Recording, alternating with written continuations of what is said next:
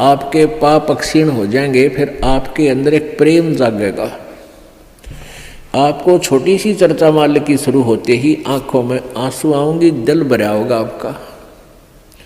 तो फिर वो उस पाप के जलने के बाद ऐसी स्थिति होगी, जैसे सूरज के आगे बदरा ऐसे कर्म छयारे, प्रेम की पवन करे चित मंजन झलके तेज नयारे। कि आपके ऊपर पाप कर्मों का ऐसे साया जमा हुआ है,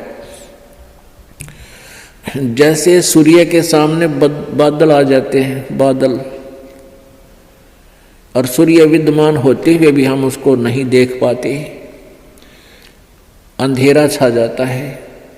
और कहते हैं फिर तेज हवा चलती है, परमात्मा कबीर जी बता रहे हैं, तेज हवा चलती है तो बादलों को तितर बितर कर देती है, और फिर सूर्य का प्रकाश आपके सामने बहुत ज्यों का त्यों होता है।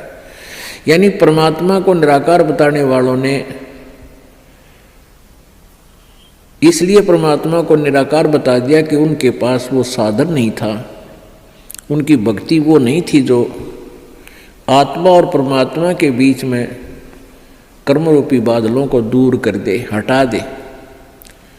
जैसे सूरज के आगे बदरा ऐसे कर्म छयारे, प्रेम की पवन करे चित मंजन झलके तेज नयारे।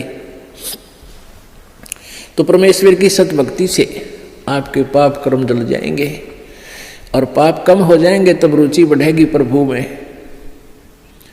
आपकी आत्मा जो है परमात्मा की चर्चा चलते ही गदगद हो जाएगी, आंखों में आंसू आने लग जाएंगे।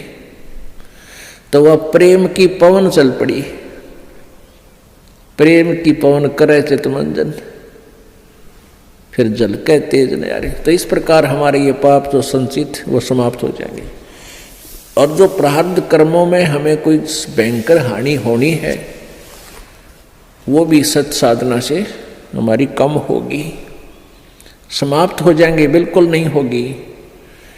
और छोटी मोटी होगी तो वो हमारी भक्ति की कमजोरी से ही होगी, यानी भक्ति कम कर पाओगे, या विश्वास कम होगा, या कोई मर्यादा भंग हो जाएगी। तो उसके लिए सावधानी बहुत जरूरी है।